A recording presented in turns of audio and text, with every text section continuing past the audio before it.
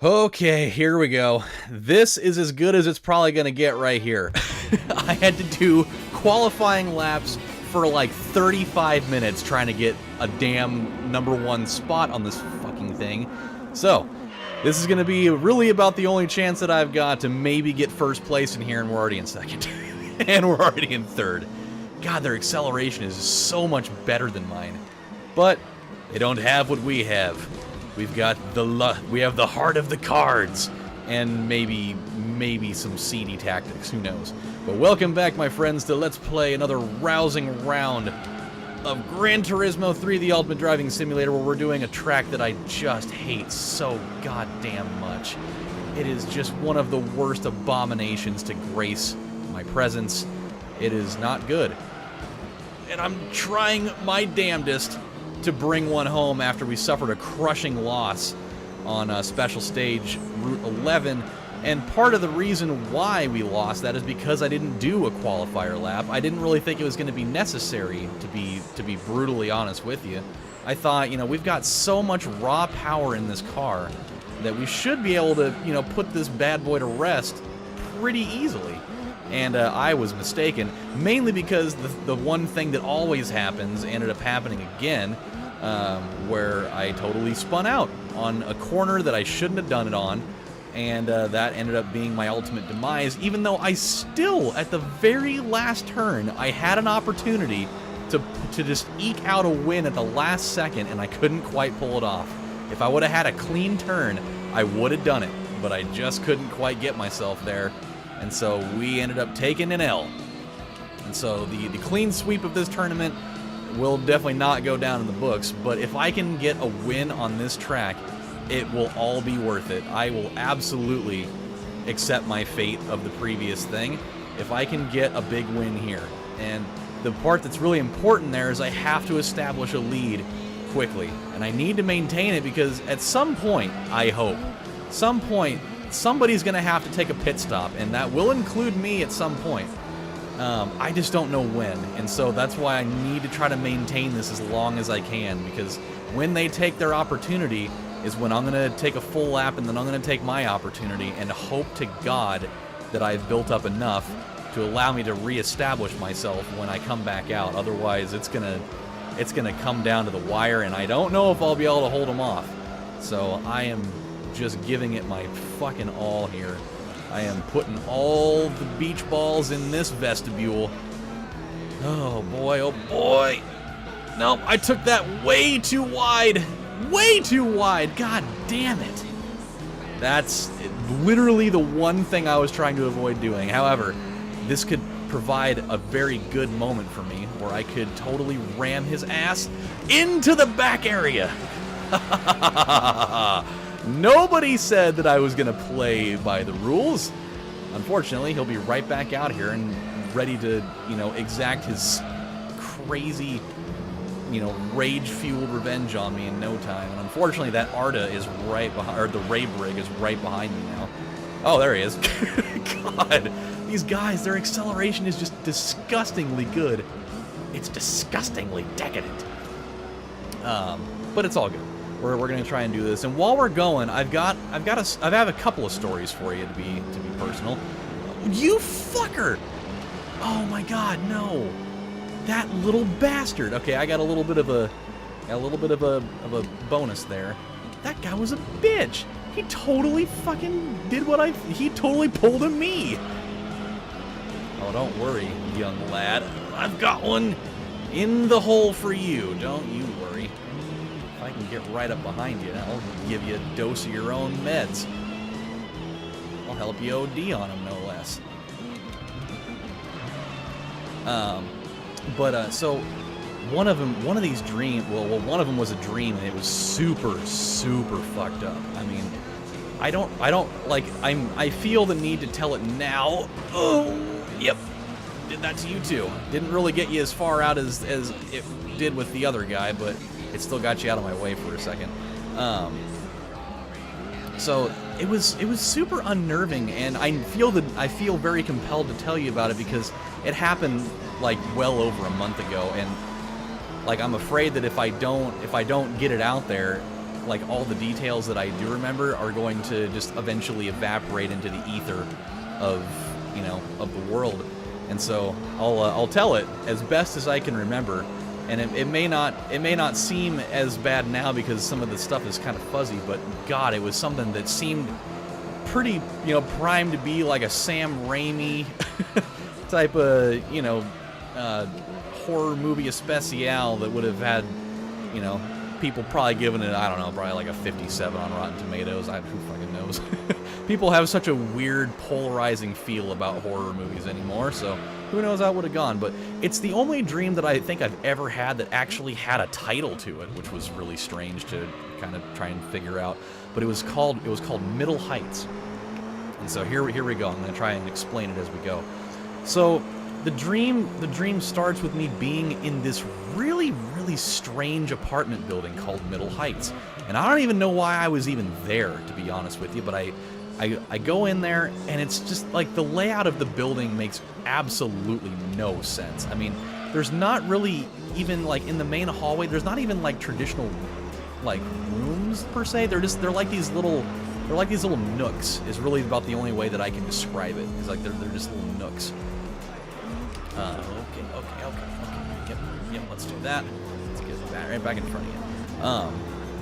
And so, like, you're walking through this area, and it seems like it's kind of like a rundown place, and there's like these little nooks, and all the nooks just have kind of like piled stuff in like the corners, and it's got just like this weird, like these weird rickety beds, and you know, there's like whole families of people that are just hanging out in them. Like it seems almost more like a halfway house or something than it does an apartment building. But there's this one area that when you walk by, it's like it's like this staircase that goes downwards and around the corner, and there are like these 2 or 3 kids that were sitting in front of it. And as I'm walking by, they say, "You don't go back there." I'm like, "Why not?" They're like, "Well, like you just don't want to go back there." And I'm like, "All right, well, whatever." And so, you know, I proceed to go off to my room, which was, you know, a little bit further straight down the hallway. And you go past another couple of those nooks, and there was actually like this open courtyard area, and then the area where my room was, which just so happened to be inhabited by like another full family of people, of whom I do not even have any fucking clue who it was.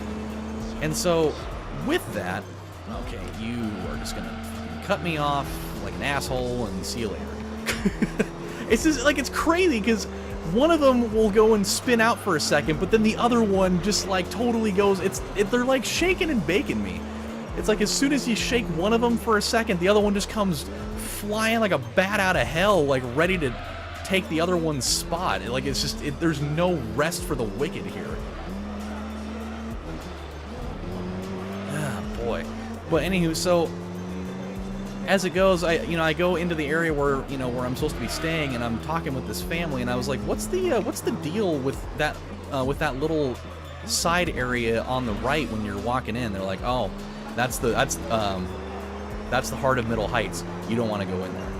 And I'm like, what's the heart of Middle Heights? Like, what's the big, like, why is it, it doesn't look like it just looked like another hallway to more rooms to me. And they're like, well, it is, but the problem with that is that once you go into that area, you do not come out. And I was like, why? There's nothing, it's just, I mean, this is just an apartment building. Like, what's so wrong with it? Like, I don't know what it is, but anybody that's ever gone in there all the way has never, ever come out. And so we're just telling you, like, we've lived here for 3 years now, and, anybody that we've ever known that went in there never came out. So just don't do it. It's like, okay. And so, and then all of a sudden I went out into the courtyard area for a while because I just wanted to catch a breather. And there were like all of these people that just started coming out of nowhere, essentially.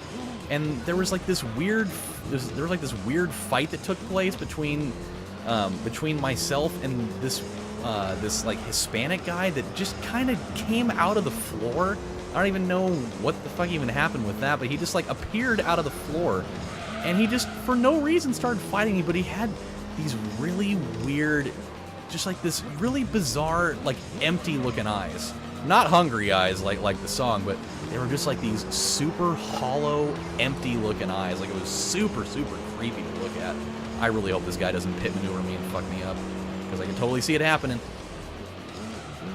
Okay, he didn't do it. Totally did not do it. That is good.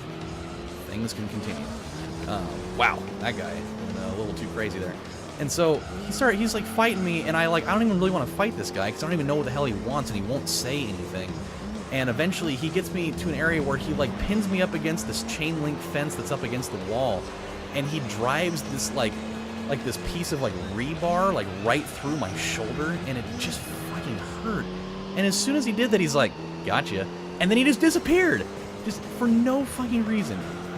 And so right after that, I pull the thing out, and I'm just like really woozy all of a sudden, like not from loss of blood, but it was almost like the tip of the rebar had been like dipped in some sort of like poison or like neurotoxin or something. And as soon as that happened, I just started walking down the hallway, and I walked straight over to where that side hallway was, and I had like this weird feeling where I was just like, I was super compelled to go over to that area. And I get over there, and those kids are still there, and they're like, "You're not thinking of going into the heart, are you?" And I was like, I've got to know what's in there. And they're like, "You got the poison, didn't you?" And I was like, I guess. Like, well, the only it's like, we don't want you to go in there, but the unfortunate thing is the only way to get the antidote is to go inside. It's just that nobody's ever been able to find it. So, I wish you the best. We'll make sure that nobody follows you in. It's like, okay. So I go in there. You go down like this little tiny flight of like 5 or 6 steps. And you take a corner, and then there's this really long flight of stairs that goes downwards. And so once you get down there, just the entire vibe changes. And the strangest thing about it was that you go down and you turn another corner, and then you turn another corner, and there was like, it opens up, and it was like a full-on, like, it looked like an art museum. Like, it was really strange. I'm trying to remember exactly how this went, but there was like a tour guide that was giving, he was giving like this full-on, walkthrough of this area. And I'm just like, I'm so baffled by what's going on with it. And then I noticed that there was this weird, I noticed something out of the corner of my eye up on the ceiling, and there was this weird little kid that had this like really washed out pale skin that almost had like a bluish tint to it, like he had drowned or something, or like he had suffocated. And he was just like, he was somehow like Spider-Manning himself up in the top corner of the room, and like it was like vaulted ceilings. It was like I don't know, probably 35, 40 feet high, and so there was like no tangible way that he could have naturally gotten up there. And so that's when it started getting really weird for me. I was like, this is really odd. And as soon as I saw him, my first instinct was to turn and just start booking it out of there. And which I wasn't even really that far in. But the very second that I turned and started running the other way was when stuff started getting weird. Like it turned into like the whole like Max Payne nightmare, where all the hallways start extending out, and like everything just like no longer looks the same, and everything immediately, like the lighting in that entire area had like this dark purplish tint to it, and it just immediately, the mood just totally switched. And so I'm just like on a dead sprint trying to get my way out of there, and every time my vision changes direction in any way, even if I like shift it just like a little bit, immediately that kid would just like warp right into that area, and he'd just be staring at me. He'd have like, it kind of reminded me of like the person from Ju-on the Grudge, just like those really super wide eyes, but they're just like super empty. Like there wasn't really a lot of like, there wasn't like any emotion behind them. They were just empty. And so I'm sitting here trying to run out of it, and I end up getting to this, this other area where I thought I was about ready to get out of it, but instead of running the direction that would have taken me out of it, I felt compelled to take a left, because there was this entire other hallway that just showed up, and so I ended up going that way. And that's where it all just went fucking extra weird from there. As I went to the left, and I went into this entirely different, like, labyrinthian set of pastel colored hallways that made it, that's when it randomly all of a sudden resembled a regular apartment building. I feel like this is the most cockamamie story that I've ever concocted. Like, it sounds ridiculous, but it's like still vaguely clear in my head as I'm doing it. But I don't feel like I'm conveying this very well, and I apologize if this is just a bunch of fucking gobbledygook for you. But, like, I'm telling it, and, like, my skin is tingling while I'm doing it, because I remember the sensation that I had while I was experiencing this dream. It was so weird and just unnerving and uncomfortable and just, ugh. But I get into this pastel-colored hallway area with all these rooms, and there was, like, this really weird, like, entangled, like, miasma of like, these weird like, these organic vines that were just, like, it was like they were chasing me or something. And I'm running, and I'm going down these hallways, and just as I'm going, you can see just, like, right on the, like, parallel to me as I'm running, you can see this crazy, just massive vines just obliterating the hallways behind me as I'm going. And it's so goddamn scary. And I eventually get to this one room that had an entirely different looking door than all the rest. It kind of reminded me of, like, the doors that you'd see in the old Resident Evil games that they didn't look like they had any earthly business being part of the hallway that they were in. And I went into it, and it was this weird orange room that had just this whole huge slew of test tubes just lined out all over the floor. And there was just a sign that was written in, like, this really eerie looking, it kind of reminded me of, it's one of the fonts, it's like part of one of the font packages, you know, I think it must be in Windows or something. It's called Chiller, and it looks like something that would be written in, like, blood or something in, like, a horror movie or something. But all it said was, choose one to live. And so, you know, I had to sit here and just ponder over it. But the longer that I waited, the room started, like, deteriorating, and the lights started going out. And so it's like the longer I waited, the less likelihood I was going to have, because some of the tubes started breaking, and so I had to, like, hurry up and grab one and drink it before the tube broke and the solution was gone to cure the neurotoxin poison thing that was in my system. And so I had to grab one, and so I just, you know, randomly took a stab in the dark because all the lights turned out. And I grabbed this one, and it was like this really strange, like, grayish looking color. And I started to drink it, and the very second I started to drink it, my throat started to burn. And I immediately, like, warped back to the like, little courtyard area. And I had there's, like, this, like, all the people in the complex just, like, were all around me all of a sudden. They all were, like, looking at me like, are you okay? And I was like, what happened? Like, did I make it out? And they're like, you're the first person that ever made it out of the heart of Middle Heights. Like, how did you do it? And I was like, I don't know. And then all the people that were there, all of their eyes just turned, like, this really sinister blood crimson red. And they all just, like, started getting closer and closer and closer to me. And I'm like, what the hell's wrong? Like, what's wrong with you guys? What are you doing?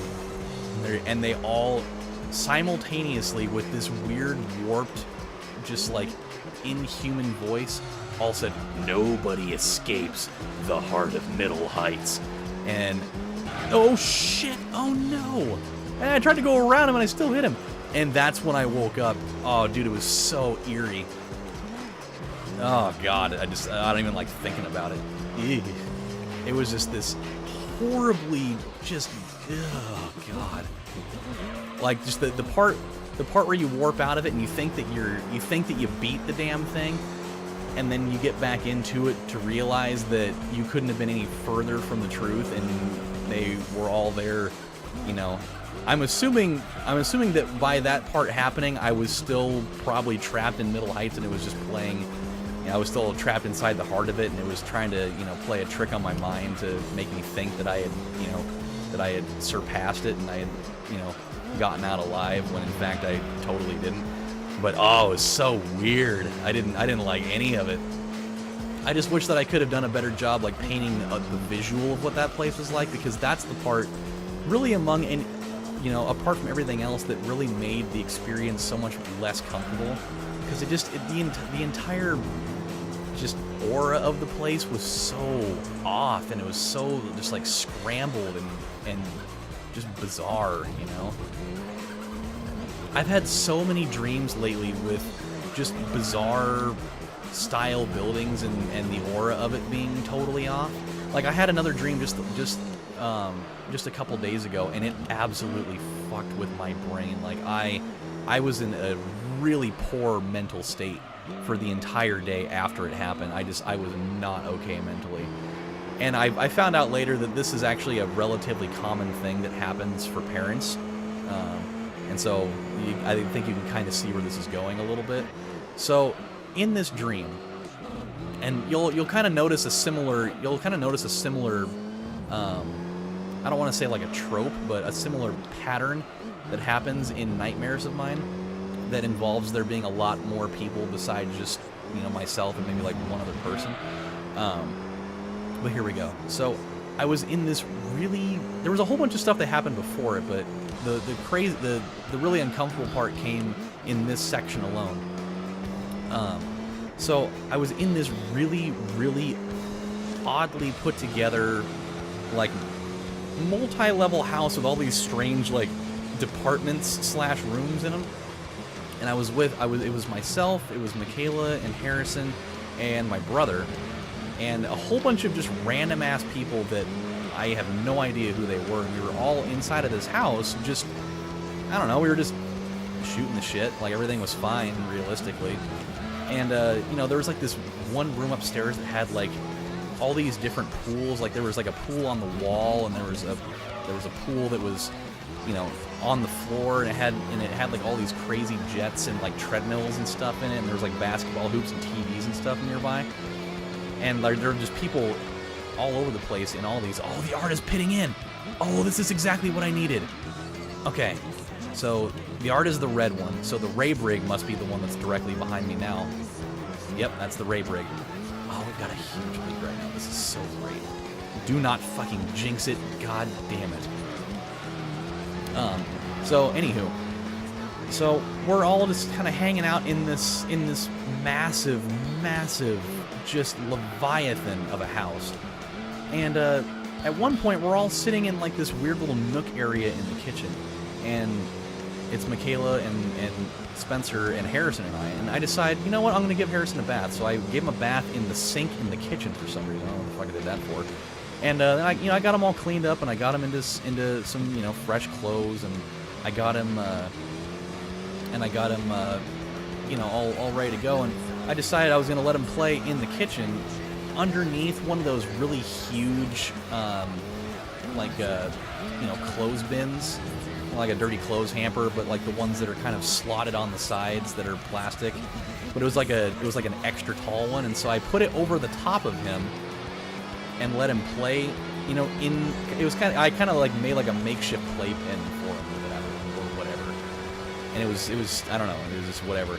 And so he's playing in there, and he's laughing, and he's, you know, yucking it up and having a good ass time in there, like, you know, kids do, as long as they've got something to, you know, shove in their mouth and not choke on it and play with and whatever. And did they all go in? I think they all just went in, with the exception of the Ray Brig. Oh, no, I think they all did it. I think every one of them's in there right now except for one car. Is it the Ray Brig? Nope, it's the Arta. Oh my god. Look at that. It's exactly what needed to happen, man. Woo!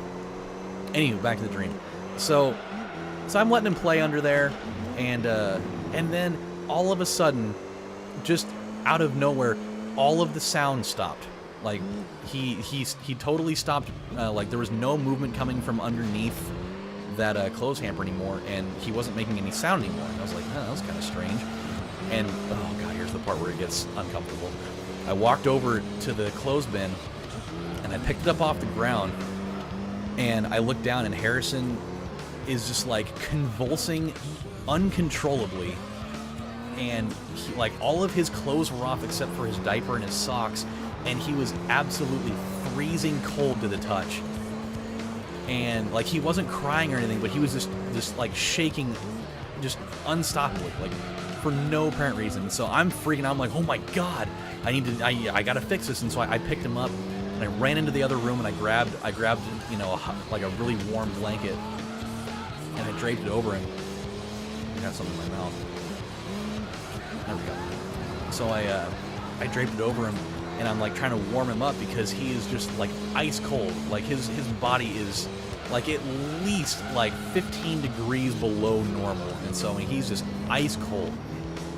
And I run over to Michaela and I'm just like, I'm totally freaking out and I'm like hyperventilating, and I'm just like, Michaela, I need help. I need you to help me out. And she's just like, she's just staring at me, and she has like this really weird like half smile on her face. Like it's kind of like the smile that you get where you only smile out of like one side of your face. It's more like a smirk than anything else. And she's looking at me, and she tilts her head just a little bit, you know, kind of like this, and she just has like this really blank looking look at me, and she's got that half smile going, and she will not respond to anything that I'm saying, and I'm just freaking out. I'm like, I need you to help me. Like I don't know what to do, and he's like, I don't know, like, is he dying? Like, what's going on? And she just is not responding at all. Like, she is just completely just staring blankly at me with that same look on her face. And I'm like yelling and screaming at her just like at the top of my lungs, trying to get her to just register and say something. And like, she just will not do it. And I'm looking over at my brother and like all the other people, and all of them are doing the exact same thing. They all have this weird half smile on their face while they're just doing this blank, empty stare, while they're just, you know, with their head tilted ever so slightly, but just enough that you're just like, what's wrong with you people?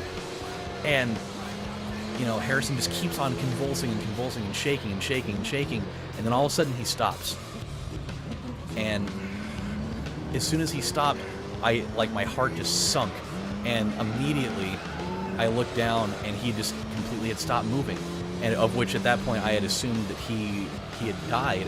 And at that very moment I woke up, like I woke up in real life, and you know, I identified that it was a dream. I knew that it wasn't real, but my heart was just pounding and pounding and pounding. And by the way, we fucking won! I cannot believe that we won that race like that. That is fucking crazy. I did not. If you would have asked me, do you think you're gonna win this race?